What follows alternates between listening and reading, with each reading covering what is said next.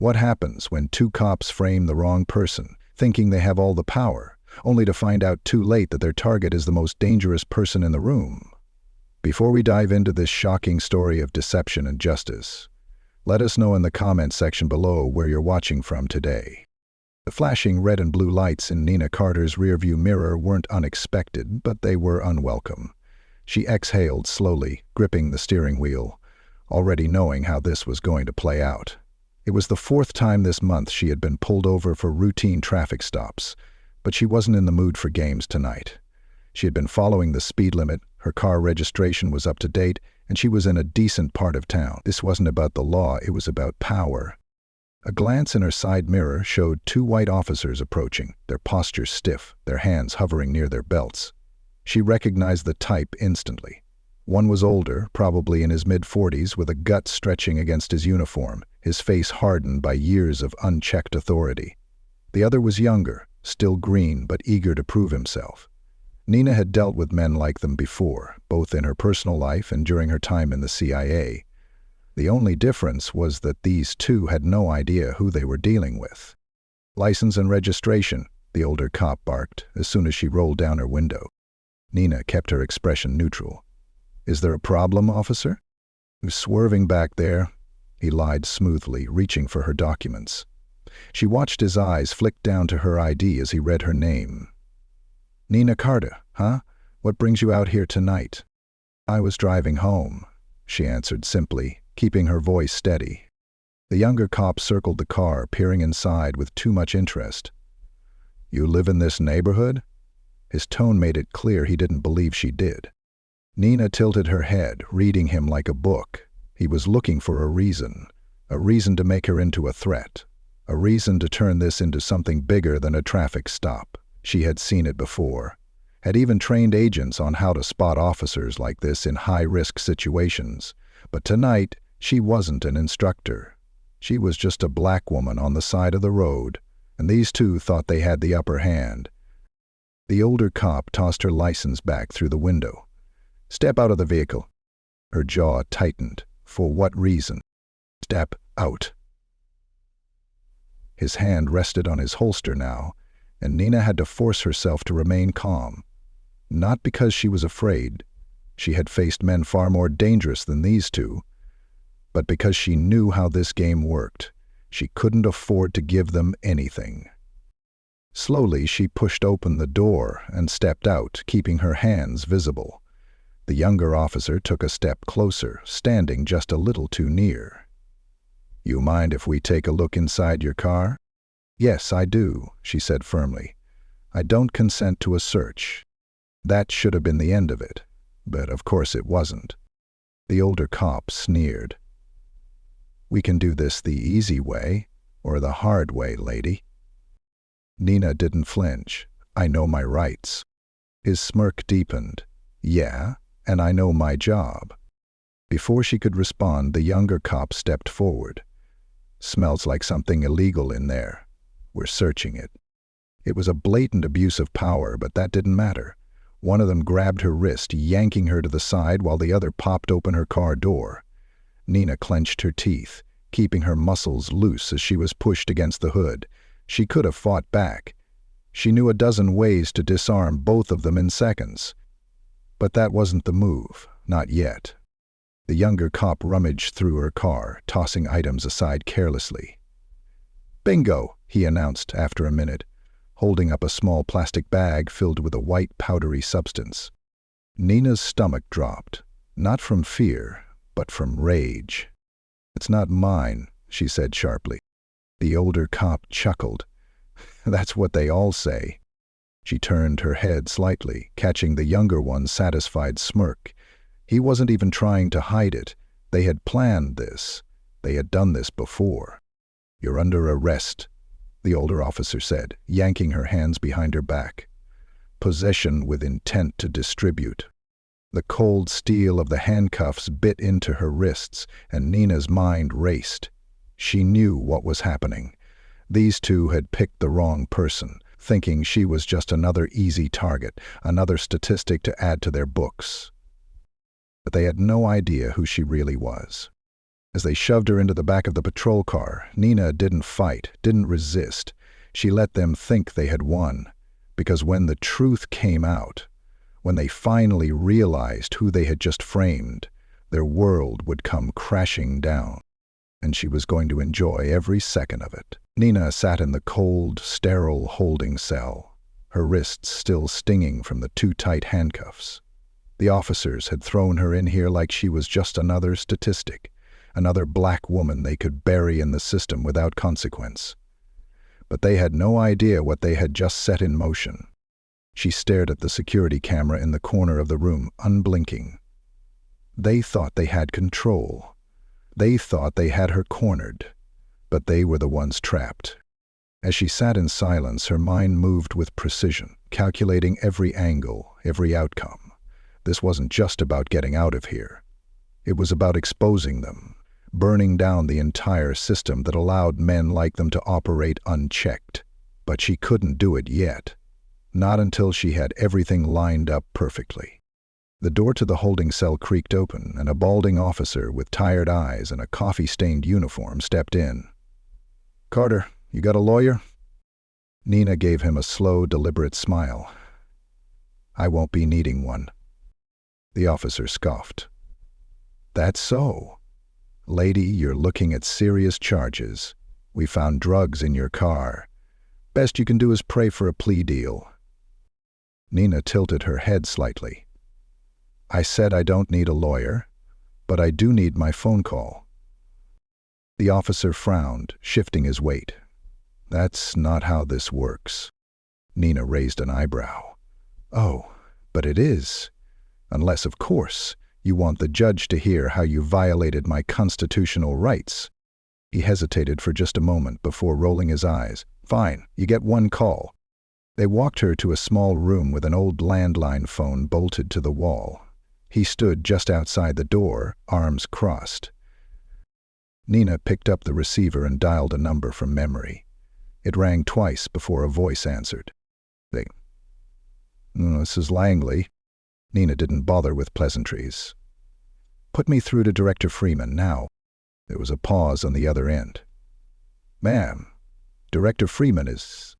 "This is Agent Nina Carter, badge number 39812. If you don't put me through, I suggest you start looking for a new job." A sharp inhale. "Yes, ma'am." "One moment." There was a click, then another, before a calm but firm voice came on the line. "Carter? Director, I need a team, now." There was no hesitation. "Where are you?" "County holding. Framed for possession, 2 officers, names Parker and Mills. They're dirty." A pause. "Say no more. We're on it." The line went dead. Nina hung up the receiver and turned to the waiting officer, her face unreadable. "I'm dumb." He smirked. "Hope it was worth it." Oh, it was. Back in the main precinct, officers Parker and Mills were gloating. "He should have seen the look on her face," Mills laughed, leaning against his desk. "She actually thought she was going to talk her way out of it." Parker chuckled, sipping his coffee. Another win for the good guys. Just then, the precinct doors burst open. A wave of men and women in suits flooded in, all moving with controlled urgency. At the center of the storm was a tall black man in a crisp charcoal suit, his expression unreadable. "Director Freeman. Exercise 3. "Carter," he said firmly, locking eyes with Nina as she was led back into the room. The entire precinct went silent. The officers around Parker and Mills turned to stare, confusion and unease rippling through the room. Parker's smirk faded. "Agent," he repeated, his voice suddenly dry. Nina lifted her chin, her handcuffs still in place. "Director, would you mind telling these officers who I am?" Freeman turned to the nearest sergeant. "Uncuff her, now." The sergeant, looking pale, fumbled with the keys, removing Nina's restraints. She rolled her wrists, savoring the feeling of freedom. Parker took a cautious step forward. "There's got to be some mistake." Freeman turned his icy glare on him. The only mistake here is the two of you thinking you were untouchable." Mills swallowed hard. We found drugs in her car." "No, you planted drugs in her car," Freeman corrected. "And do you know how I know that?" Mills hesitated. "Sir, we were just—" "Because Agent Carter has been deep undercover for the past 6 months, investigating a network of corrupt cops." Parker's face drained of color. "That's not possible." Freeman stepped closer, his voice deadly quiet. "You two have been under surveillance for months. Every crooked traffic stop, every confiscated stash, every time you pulled over a black driver without cause. We have it all." Mills started to shake his head, his eyes darting around the room as if searching for an escape. "This is insane." Nina crossed her arms. "No. What's insane is you thinking you could get away with it." The entire precinct was frozen in stunned silence. Officers shifted uncomfortably, avoiding eye contact. They all knew. Maybe they hadn't participated, but they had turned a blind eye. Freeman's voice cut through the tension. "Officers Parker and Mills, you are under arrest for conspiracy, obstruction of justice, falsifying evidence, and a long list of civil rights violations." 2 federal agents stepped forward, snapping cuffs onto Parker's wrists. Mills tried to take a step back, but another agent was already behind him. "You can't do this," Parker hissed, his voice laced with panic. Nina leaned in, lowering her voice so only they could hear. "Yes, I can." Parker's breathing grew rapid, his mind spinning. He had spent years on the other side of this moment, standing tall while others fell. He had never thought he would be the one in cuffs. As the agents dragged them toward the exit, Parker thrashed. "You set us up." Nina just smiled. "No, you set yourselves up. I just made sure the right people were watching." With that, the doors swung open once more, and the corrupt officers were led out into the blinding lights of a waiting news crew. Cameras flashed, reporters shouted, and the reality of their downfall settled in. Back inside, the precinct was suffocatingly silent. Freeman turned to Nina. "What's next?" She exhaled, shaking off the weight of the night. "Now? We make sure they never get the chance to do this to anyone else." Freeman nodded. "Then let's get to work." As Nina watched Parker and Mills disappear into the chaos outside, she allowed herself a rare smile. Justice wasn't just about punishment. It was about making sure the guilty never had the power to harm again. And this was only the beginning. The courtroom was packed. Every seat, every aisle, every corner of the room was filled with people eager to witness what had become one of the most talked-about trials in the country. News stations broadcasted outside, cameras flashing as spectators whispered among themselves. The city had been rocked by scandal after the arrests of officers Parker and Mills. What had started as a routine traffic stop had spiraled into the exposure of one of the most corrupt police operations in recent history. At the defense table, Parker and Mills sat stiffly in their suits, their hands clasped, their eyes darting between their attorneys and the jury box. The arrogance they had once carried as officers of the law had been stripped away. There was no badge to hide behind now, no authority to abuse. They were just 2 men facing the consequences of their actions, and the weight of it was crushing them. Nina Carter, dressed in a sleek black blazer, sat across from them at the prosecution's table. Her face remained impassive, but her mind was sharp, locked onto every detail. She had worked in high-stakes environments before, counterterrorism, deep cover assignments, foreign interrogations, but this was personal. "I'll rise," the bailiff announced as the judge entered. The courtroom quieted as Judge Reynolds took his seat, his expression unreadable. He was a no-nonsense man, known for his strict adherence to the law, and his reputation made it clear if Parker and Mills were guilty, they weren't walking away from this. The prosecution was led by District Attorney Elaine Brooks, a relentless force who had taken on high-profile cases against corrupt officials before. She adjusted her glasses, then stood, pacing slightly in front of the jury. "Ladies and gentlemen of the jury," she began, her voice steady.